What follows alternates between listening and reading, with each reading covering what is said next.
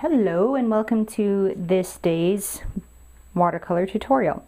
Today I want to do something a little bit different and a little bit more fun, even more fun than usual. And how much more fun does it even get? But I'm going to take a realistic photograph, this time of this beautiful, very colorful dragonfly on a thorny plant, and we're going to make it more of a watercolor effect. So instead of keeping just the background loose and the foreground really tight, I'm going to take a look at some samples of other people's watercolor paintings that they've done of dragonflies, and we're going to do something a little bit similar. So here's one that they've stayed a little bit more realistic. They have some interesting line work. I'll just focus in. But they keep it bright and colorful. This is a graphic art one, so you can see some kind of cool graphic art designed patterns in the background there. Here we have one that has a very simple background, and the colors have been allowed to sort of bleed together, but within the tight confines of the dragonfly body itself. And here's a more splashy, more of a watercolory bleeding effect going on outside these wings. So it's very bright and vibrant. It's a lot more interesting than just the dragonfly. So doing something like this means for me that I take a lot of time in the initial planning, and then I'm going to mask off anything that I know I want to have kept white. And other than that, we're just gonna kind of have a party on the paper here. So let's start by drawing a dragonfly. This is the reference material that I have downloaded for my dragonfly, but you can use anything that you want. And it doesn't have to be a dragonfly. This technique is really good for animals and for colorful animals too, but honestly you can use it for anything. So let's just call it watercolorizing. So the idea is that we're going to keep it a little bit more loose, splashy. Kind of what people expect to see when they're looking at a watercolor. So let's start by taping off some margins. I've already drawn them with the straight edge, but now I'm going to protect them with some masking tape.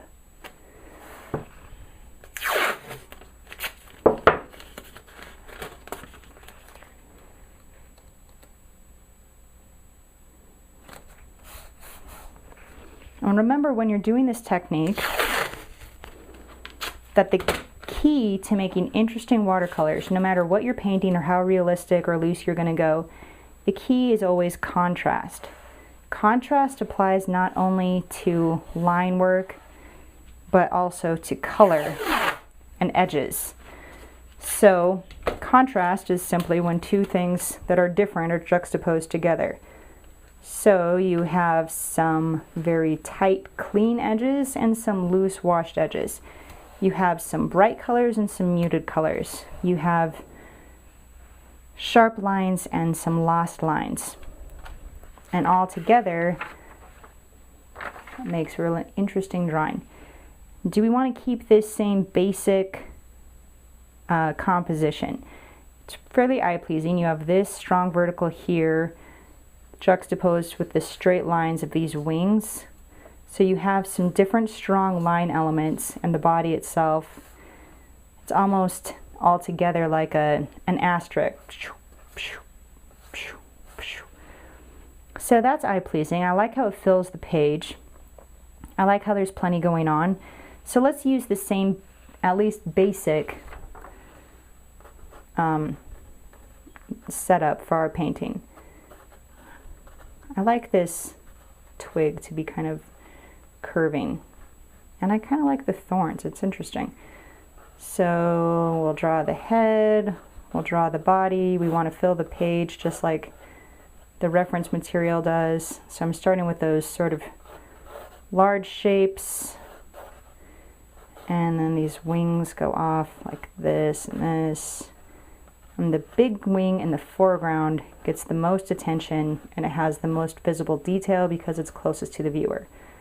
Then we're going to have these legs, and it's easier to paint to the level that you want when you have sufficient detail drawn. So even if you're not going to paint really, really tightly and realistically, I still recommend drawing pretty tightly and realistically as an underdrawing so that you don't get lost. And you'll have everything you need in case you want it as you work. So let's just tighten up this drawing a little bit. It has such fantastic detail. I was really drawn to this photograph of the dragonfly instantly. Here's his cool buggy eyes. I don't want too much detail on his head because, you know, it's not supposed to be a medical journal painting. It's supposed to be kind of a fun, loose watercolor. So lots of color, lots of cool contrasts. Let's get at least the basics of his body correct though. Yeah, that's better.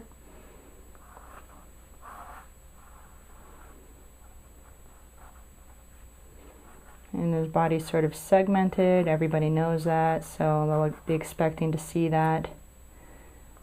And where do the wings go? Make sure that you have at least the basic structure right. If you take too many allowances, then pretty soon your bug or your animal or whatever it is you're painting isn't recognizable anymore. We still want it to be recognizable.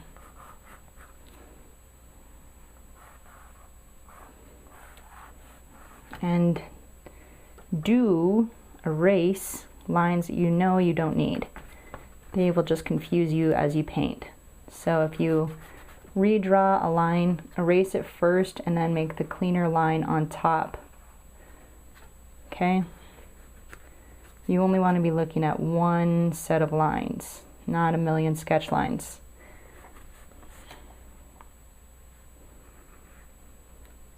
What I really like about the dragonfly is I like those reflective wings, and I like the free color of the body and the head. So those are the things that I really want to keep. Yeah,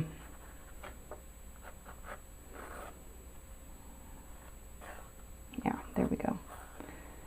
So that means that once I have these wings drawn, I might need to protect some whites. And the easiest way to do that is to use a masking fluid pen. Just like this, masking fluid pen. These are available online or in craft stores and art supply stores. But they have a cool nib on them so that you can get a really tight, small line and it doesn't mess up your brushes like dipping into a pot of masking fluid will do. There, he's looking really fun. Very, very fun indeed. We've got these pokey thorns. Now let's have the little legs grabbing. Just going to erase what I have and redraw them with a little bit more accuracy. So let's see, 1, 2, 3, 6 legs. All right, so we don't want to draw him with 4 legs or 8 legs. It needs to be 6. Especially if you're thinking about marketing your drawings or your paintings. If you're trying to impress somebody who loves this animal that you're painting, you better make sure that you've painted it at least somewhat accurately, because a dragonfly lover isn't going to want a painting with the wrong number of legs on his dragonfly. That is the exact person who would know how many legs a dragonfly is supposed to have and who would know to count them and would care if it was right or wrong. So, consider your audience.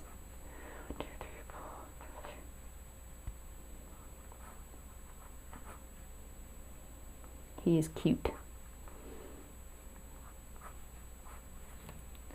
1, 2, 3, 4, 5, 6 legs.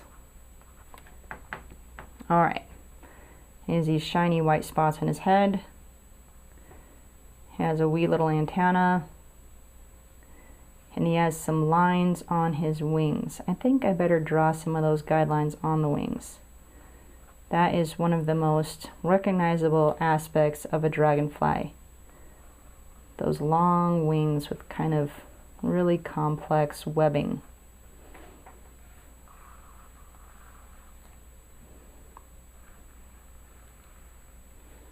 So something that is complex like that, you need to take your time and do it really accurately.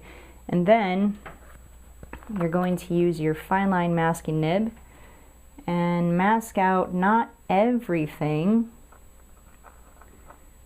but enough of those details and accurately so that even if you go really, really loose and impressionistic with your color, it's still going to wind up being a recognizable dragonfly. So you're just going to fill in on the spots on the head and a few of the patches on the wings, those lines where it's reflecting the light. Then let it dry and we'll be ready to start painting.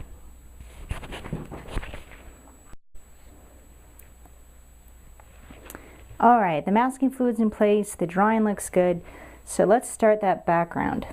Let's start by just making it nice and wet. Don't always make your background wet first thing, but when you want to do a wet on wet technique, that's when you want it to be just like this. And I'm not going to get everything wet. I'm not going to go all the way to the edges of the outside, and I'm not going to go over the top of the butterfly. That is called water masking, and it's basically that the watercolor paint is going to follow the water, and it's going to avoid the places without water. So you can get a lot of control, even in a wet on wet technique, by just controlling where you put the water. Very, very simple concept there. Use it a lot.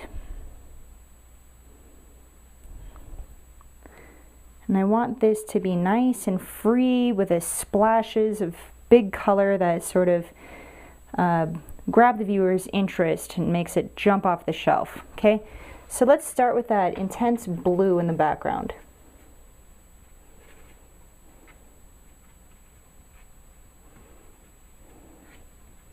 I have some test strips close so that I can see what the paint is going to look like on the paper. Do I like that blue? Yeah, I like it. So I'm going to start with just some blotches of it. I'm not painting smoothly.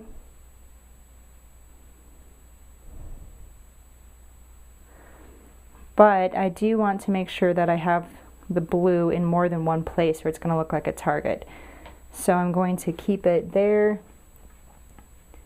I have it in 3 places here, so that's a nice balanced number. And then I'm going to put some up here as well. Then we have some yellows. I like the colors that I see on the reference material because the yellow and blue together are going to mix and make a really nice green. Then it also gives it a nice outdoorsy feeling. So I'll have some yellow going on around the body, paint it fairly carefully, and then if I want those colors to mix even more, I can give it a little spritz with a water bottle like this. Some of it might go onto the butterfly's body, and that's fine. What I really like about a loose technique like this is that you're going to get effects with just the way the water mixes itself that make it a very original piece. You're never ever going to be able to get these exact same effects again. Even if I started it right over again right now, it's going to look different. So that means that this turns into a very unique painting, and it has its own vibrancy and feel.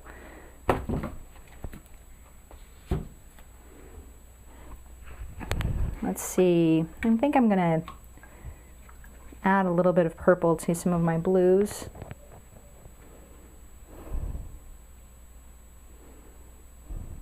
And remember the rule of contrast. You need some places that are dark, you need some places that are light. So down here is pretty light. If I have some darks scattered around, be careful with yellow and purple because those are opposite ends of your color wheel. So that means that together they're going to make mud.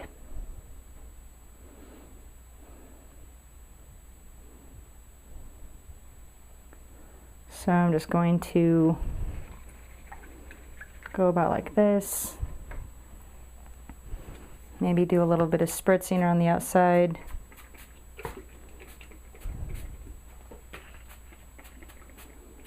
Ooh, yeah. See the way it bleeds down? I like that. That's cool. I want a little bit of a something in there. Bring the color all the way up to the body. If I go over the wings a bit, that's fine. Yeah. And see, I'm holding my brush at the end here on purpose because I don't want a lot of control. I don't want it to look manufactured. I want it to look really free-flowing, unique, original. And so I'm going to relinquish control in these background colors to help me achieve that.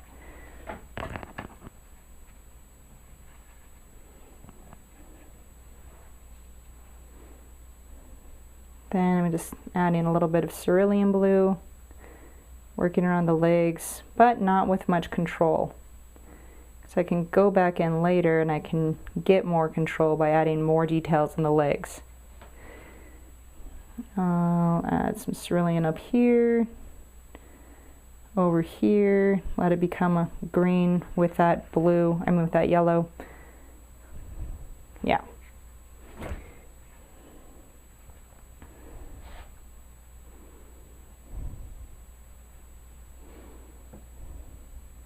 Cool.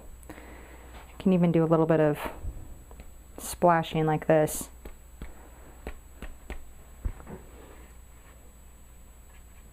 When things are looking boring,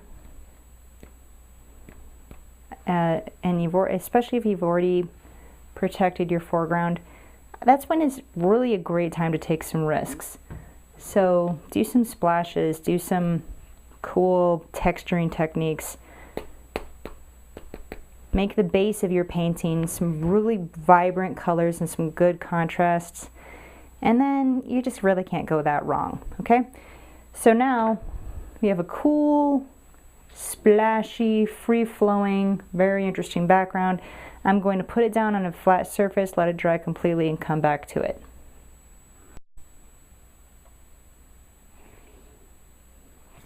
Now the background is dry, so we're going to go into the Dragonfly itself. I'm going to keep my reference material close, but I'm not going to try to copy exactly what I see. I'm trying for the sense of the Dragonfly without a really literal interpretation. So let's start by looking and seeing the basic colors and stripe patterns. So there's oranges and blues, and there's really cool striping on his body. So I think I'm going to start by just picking up some yellow and doing some of that vague striping on the body, like so. And then I'm going to go add some orange into some of that yellow and move on down.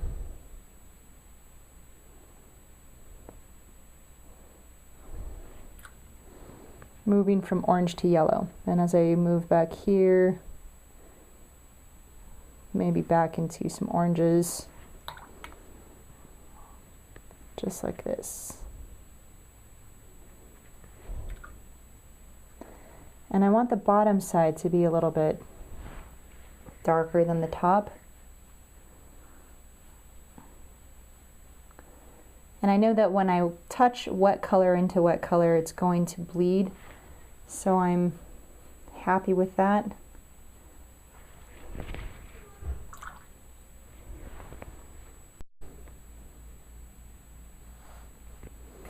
So I'm getting some cool bleeding effects there. And then I see some oranges carried through onto other parts of the wing and body. So here's a touch of orange. I like that much brighter orange. I'm gonna go back into some of this and make it brighter. And on his face. Yeah.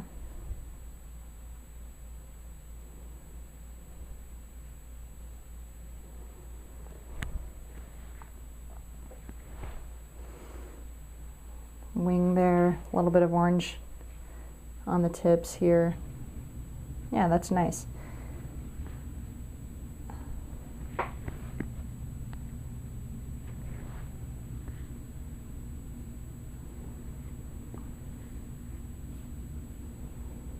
Okay.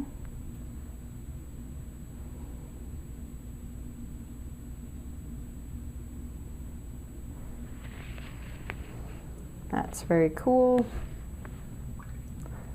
And let's throw in a little bit of green for this thing that he's clinging to. Just drop in some green like so.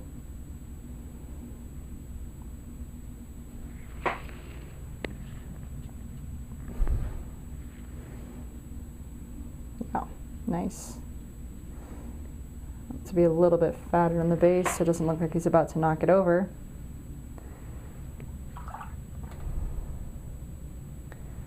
Then in the wing, I'm just going to pick up some of that background yellow because the wings are transparent, so you can see right through them.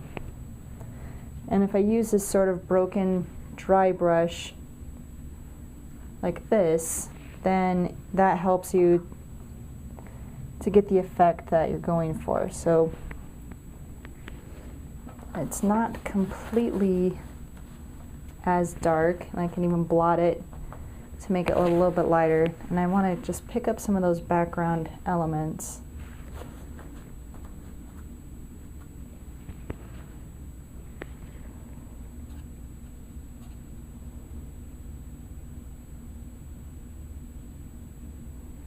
Okay, that's neat. Do the same thing right here.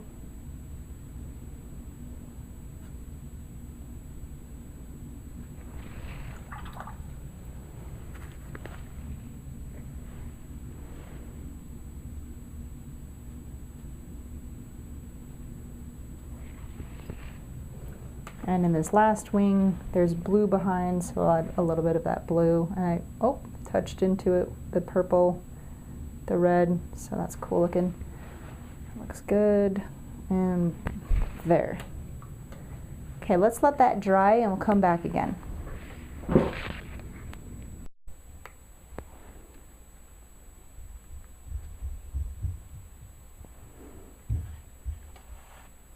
Okay, now the wings are all dry, so we can take off the masking fluid and start that detail phase. You can use a rubber cement eraser, or this is actually a ball of masking fluid, so it kind of makes a crumble that you can squeeze together after you remove it from the page, and if that ball gets large enough, it's an effective way of removing additional masking fluid. So I'm just going to rub all of the masking fluid off. It's always good to get that off as soon as you can, both so you don't forget about it and so that you don't start becoming adapted to seeing it, then forget and have to remove it at the last minute and have these white blobs to deal with.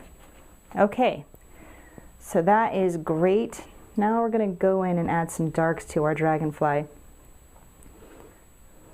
I'm going to start in the body here and just add some of those line segments, not all at the same darkness. So I'm going to add some light ones and some dark ones, both.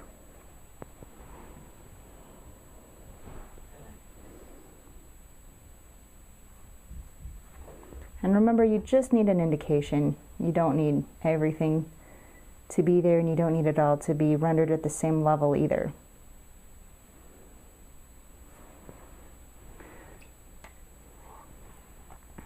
then I can go into the body, add some of those dark stripes.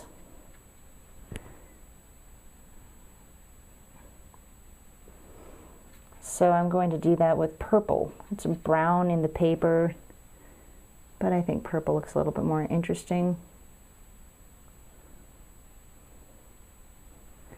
And remember, you never want to paint with just one color. It's going to be a lot more effective to have colors mix on the page. So in this dragonfly striping, I'm going to add some red to the purples. And I'll have some stripes that are more red and some that are more purple, and make things shaken up a little bit that way. And then also, you want contrast in lightness and darkness. So here and there, blot. So use a clean paper towel and pick up. You're not going to change the shape, you're just going to change the lightness. And that looks instantly more interesting. Then I'll add some darks to his head, or her head, who knows? I do not.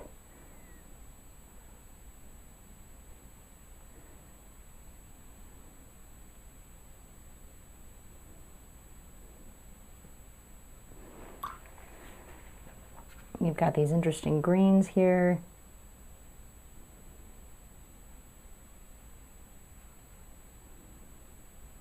Okay, and we're just kind of going back and forth, adding some details, but trying to keep it loose at the same time. Legs.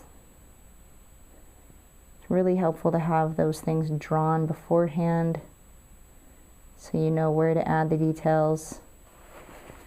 And I'm just gonna put down some color and then blot some of it up.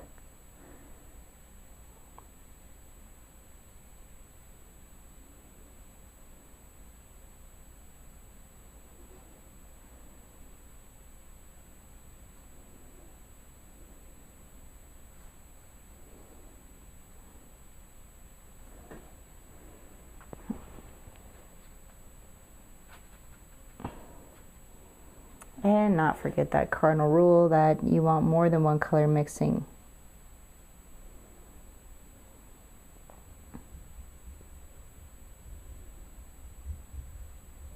Okay.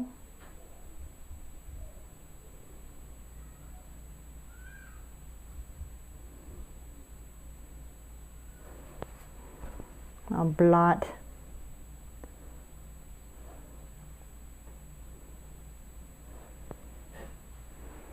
And that's just kind of satisfying to have the mix of colors and the blending of the different darknesses.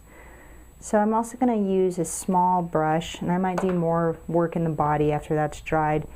But let me show you how to add some more detail to the wings. The dragonfly's wings are the best known part. That and that elongated body. You really want to get some of that cool map. It's kind of like a webbing in the wings. So I'm going to get a rigger brush. A rigger brush is a round brush that has really long bristles. So this is a comparison between a normal round brush and a rigger brush. When you get the rigger brush wet, it forms a nice tight point. So I'm going to use that, dip in some nice dark. This is a dark purple. And then I'm going to look for some lines on the wings to accentuate. I have them drawn. So then I'm just going to choose some places here and there to outline with my brush. When you're using a rigger brush, you're going to get the most control by using it like a pencil. Okay, so I'm finding a nice edge and then just dragging it along like I'm writing with it. Here and there I have some cross pieces on that webbing. And if you need to, it might be helpful to redraw some of those lines before you get started. Let me go ahead and go off camera for a bit and add some of the sweating. Let me go off camera for a little bit now and add some of this webbing. Not too much, I won't push it ahead too far, but I'll also do a little bit of work here and there in the body. And then we'll come back and we'll do our final details and our painting will be done.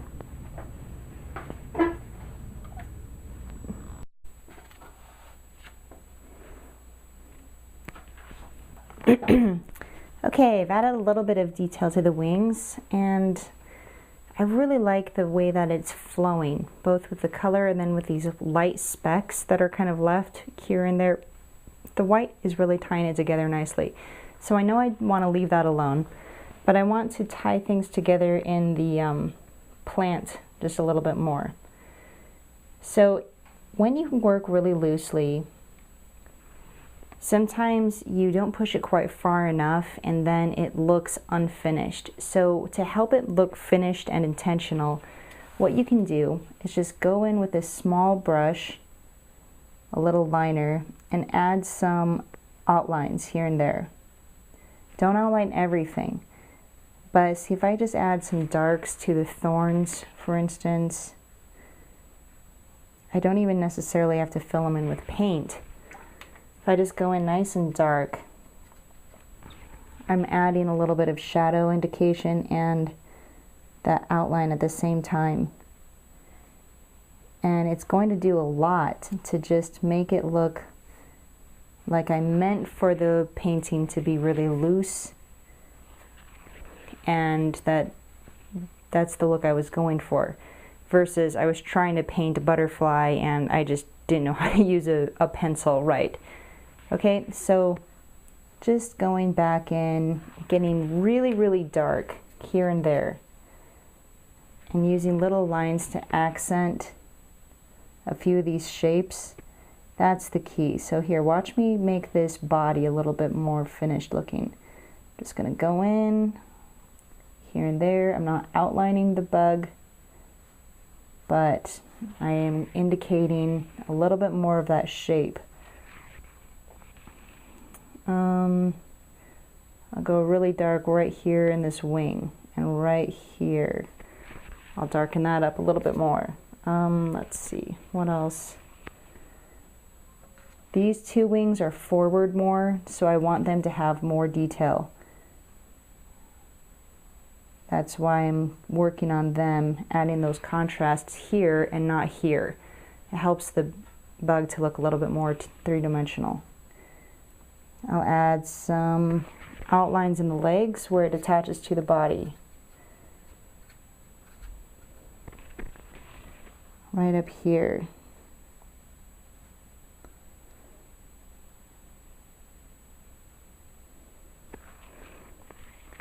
And already, just doing a few little touches, it's looking a lot more finished. I like to use not an incredibly skinny round for this work, because then you get almost a calligraphy edge where your lines go fat and then very thin, and you get good contrast that way. But the really key point is to make them look intentional and finished. And then that really helps to tie everything together and make your painting look a lot more professional. And a few little details to the legs, spiky things that I see here. Not too many, not as many as are actually on the dragonfly in the picture, just a few.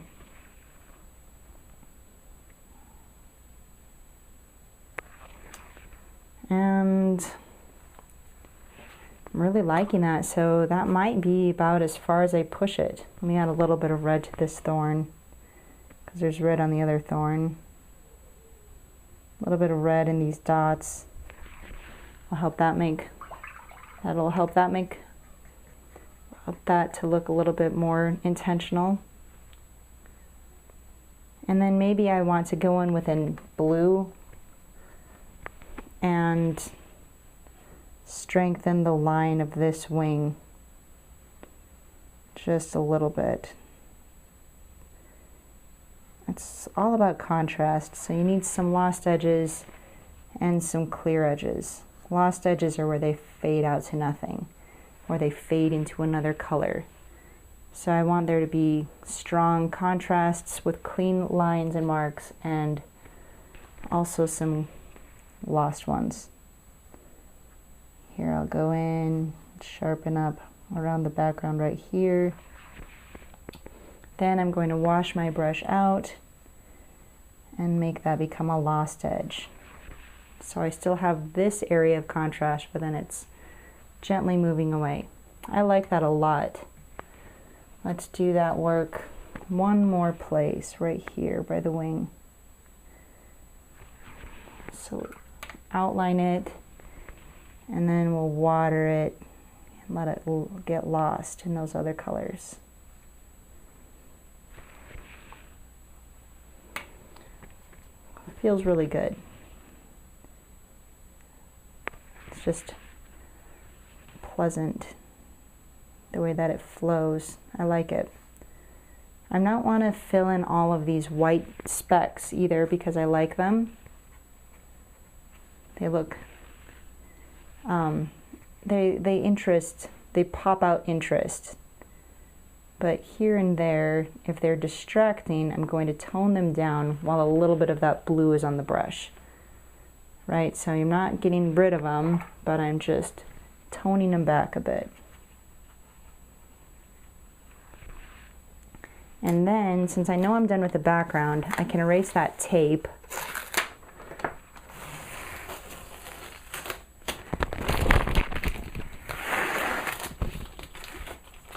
And when I take the tape off, I get a better sense of how the white specks in the painting are going to look if I have a white mat around it. Since I kept this completely straight, it looks like a mat. And yeah, you know, it's looking really cool. I think that I want some of this to be a little bit more lost. That green is just a bit overpowering to me, so let's scrub some of it out. I'm going to get a angled flat brush, wet it with some clean water, and get a paper towel ready. And I'm going to focus on the non-shadow side. So I've just got some, I'm just going to pull some of this color out so it's not so saturated. Greens and blues tend to get saturated and sort of muddy looking if you're not careful. In watercolors, you're often going to get mud, both by mixing contrasts in the color wheel, like we went over with the blue or red and yellow, but then also when you try to overwork it, or you're mixing in too many colors together. For that fresh look in watercolor, you need to put it down and leave it alone as much as possible.